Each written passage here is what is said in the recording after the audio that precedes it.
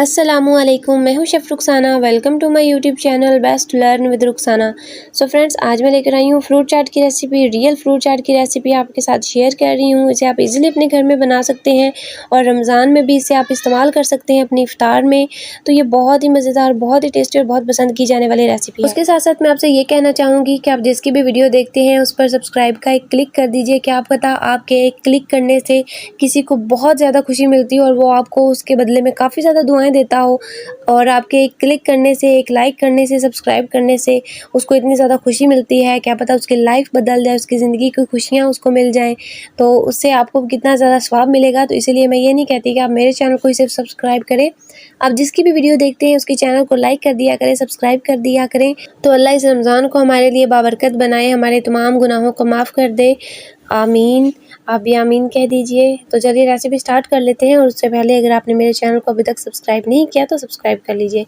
यहाँ पर ये मैंने इमली ले ली है, ये मेरे पास सूखी खुबानी है और ये मेरे पास है आलू बुखारा। और ये तमाम चीज़ें मैंने हम वज़न ली हैं।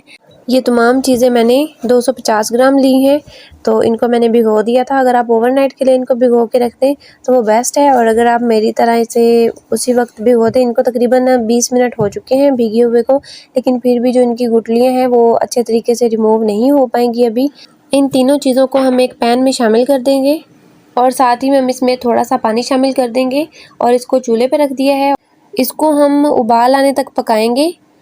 तो जब तक इसको उबाल आ जाता है तब तक हम साथ में फ्रूट्स वगैरह काट लेते हैं। फ्रूट चाट बनाने के लिए सबसे पहले मैंने यहाँ पर केला ले लिया है। और केला जो है और वो तो मेन चीज़ है फ्रूट चाट में, इसको स्किप हम कर ही नहीं सकते। और फ्रूट चाट में आप अपनी पसंद का कोई भी फ्रूट शामिल कर सकते हैं। यहाँ पर मैंने अमरूद और माल्टा शामिल कर रहे हैं, तो उनके बीज निकाल के आप शामिल कर लें। इसी तरह से सारे फ्रूट्स जो भी आपको पसंद है कट कर लें और उस फ्रूट चाट में आप इस्तेमाल कर सकते हैं। अब यहाँ पर आप ये देखें कि जो इमली और आलू बुखारा और खुबानी है उनको उबाल आना शुरू हो गया है। बस थोड़ी देर के लिए हम इनको उबाल आने देंगे और उसके बाद फ्लेम को ऑफ करके इसको ठंडा होने देंगे और इसकी जो गुठली है वो हैंड की मदद से या फॉक की मदद से निकाल लेंगे। अब इसको यहाँ पर हम जग में शामिल करके इसका पेस्ट बना लेंगे और इसी पैन में हम इसको ऐड कर देंगे। उसके बाद मैंने इस पेस्ट को चूल्हे पे चढ़ा दिया है। अब इसके उबाल आने शुरू हो गए और अब इसमें हाफ़ टी स्पून काली मिर्च, हाफ़ टी स्पून इसमें लाल मिर्च का पाउडर, हाफ़ टी स्पून नमक शामिल करके इसको मिक्स कर लेते हैं। अब हम इसमें 250 ग्राम चीनी शामिल करेंगे और चम्मच के हिसाब से इसमें 5 चम्मच चीनी मैंने शामिल की है और इसको मिक्स कर लेते हैं और इसको हम पकाएंगे। अगर आप इसको देर तक स्टोर करना चाहते हैं तो वो आप कैसे कर सकते हैं, या फिर अगर आप इसे कुछ दिनों के लिए इस्तेमाल करना चाहते हैं तो आप इसको कैसे कर सकते हैं। इस वीडियो को पूरा देखें ताकि आपको समझ में आ सके कि आपने इसको स्टोर कैसे करना और इसका इस्तेमाल आपने कैसे करना है। अब मैं वीडियो की स्पीड को बढ़ा देती हूँ और लो फ्लेम पर मैंने इसको पकाया है, क्योंकि अगर हम हाई फ्लेम पर बनाएंगे एक तो ये शायद जल भी जाए और उसके जो बबल्स हैं वो ऐसे बनते हैं और उछलते हैं, छींटे मुंह पर भी पड़ सकते हैं, तो नुकसान भी हो सकता है। तो अब यहाँ पर काफ़ी हद तक गाढ़ी हो चुकी है और अब मैं इसमें 2 टेबलस्पून सिरका शामिल कर रही हूँ। सिरके से क्या होगा कि आप इसे आराम से 2-3 हफ्तों के लिए स्टोर करके रख सकते हैं और ये बिल्कुल भी ख़राब नहीं होगी। और रमज़ान से पहले आप इसको बना के रख लें, क्योंकि रोज़ रोज़ हमारे पास इतना टाइम नहीं होगा कि हम इसको बना के रोज़ रोज़ बनाएं। तो इसको आप पहले बना के रख लें, समोसे के साथ, पकौड़ों के साथ, किसी भी चीज़ के साथ इसे आप आराम से खा सकते हैं। ये हर चीज़ में इस्तेमाल हो जाती है।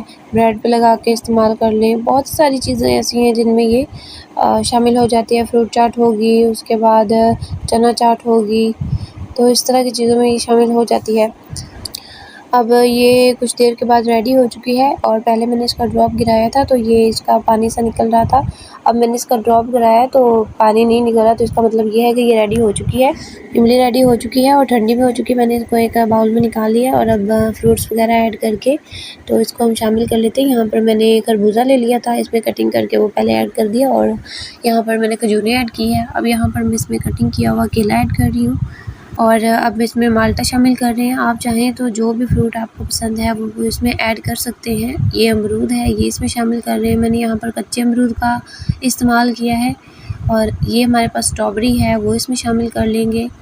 स्ट्रॉबेरी को मैंने फ्रीज़ करके रखा हुआ था, कटिंग करके फ्रीज़ करके रख दिया था ताकि ये ख़राब ना हो। अब हम इसमें सेब शामिल कर देंगे, कटिंग किया हुआ। यहाँ पर जितनी भी मैंने चीज़ें ली हैं उनको हम वज़न लिया है। आप कम या ज़्यादा भी कर सकते हैं, कोई इशू नहीं है। अब इसके ऊपर मैं 3 टेबलस्पून चीनी ऐड कर लूँगी और उसके बाद इसके ऊपर चाट मसाला 1 टीस्पून और ज़्यादा टेस्ट के लिए यहाँ पर मैंने 1 टीस्पून चूरन शामिल किया है। अगर आप चूरन पसंद करते हैं तो इसमें शामिल कर दें, अदरवाइज़ रहने दें। चूरन के साथ बहुत ही ज़्यादा टेस्टी बन जाती है। और उसके बाद उसमें स्पाइसेस और खटास, उसके बाद स्वीटनेस बहुत ज़बरदस्त लगती है। अब यहाँ पर मैंने इमली बना ली है। इमली अभी प्रॉपर तरीके से ठंडी भी नहीं हुई, फिर भी इतनी गाढ़ी है। तो आप स्टोर करके रखना चाहते हैं तो इसे आप बिल्कुल अच्छे तरीके से पका लें, बिल्कुल भी पानी ना हो। उसके बाद अगर आपको इसमें पानी की ज़रूरत हो या आपने इसको थोड़ा-सा पतला करना हो, इसमें थोड़ा-सा पानी शामिल करें और उसके बाद इसको ऐसे मिक्स कर लें तो बिल्कुल भी पता नहीं चलेगा कि आपने इसमें पानी शामिल किया है। तो अब मैंने इसमें शामिल कर ली है फ्रूट चाट में, और इसमें मैं और भी पानी शामिल करूँगी क्योंकि ये काफ़ी गाढ़ी थी। फ्रूट चाट के लिए थोड़ी-सी सॉफ्ट चटनी जो है वो लगती है, तो इसीलिए मैंने आपको इसमें इसी फ्रूट चाट की रेसिपी में मैंने आपको बता दिया कि आप इसको स्टोर करके कैसे रख सकते हैं, और स्टोर करने के बाद आप इसे यूज़ कैसे कर सकते हैं, पतला करके और थिक आप इसको किस तरह से कर सकते हैं। तो अब मैं इसको अच्छे तरीके से मिक्स कर दूँगी। वीडियो अगर अच्छी लग रही है तो लाइक का बटन प्रेस कर दें, सब्सक्राइब नहीं किया तो सब्सक्राइब कर लीजिए। तो ये देखिए ज़बरदस्त और बहुत ही ज़्यादा मज़ेदार, बाज़ार से भी अच्छी फ्रूट चाट रेडी हो चुकी है। और इसकी लुक आप देखिए कि बिल्कुल बाज़ार की फ्रूट चाट की तरह है, और इसका जो टेस्ट है, अलग-अलग फ्रूट का मुँह में टेस्ट आएगा। उसके बाद इतनी मज़ेदार चटनी और बहुत ही ज़बरदस्त। आप इसे अपने घर में बनाइएगा, बहुत ही लज़ीज़ और बहुत ही टेस्टी से रमज़ान में ज़रूर ट्राई कीजिएगा। और रेसिपी कैसी लगी कमेंट बॉक्स में ज़रूर बताइएगा। कमेंट्स करना ना भूला करें क्योंकि आपके कमेंट्स हमें बहुत अच्छे लगते हैं। हमें पता चलता है कि हम काम कैसा कर रहे हैं और हमें किस तरह की रेसिपीज़ लेकर आनी चाहिए। और इसी के साथ मुझे दीजिए इजाज़त। मिलते हैं एक नई रेसिपी के साथ। Thanks for watching.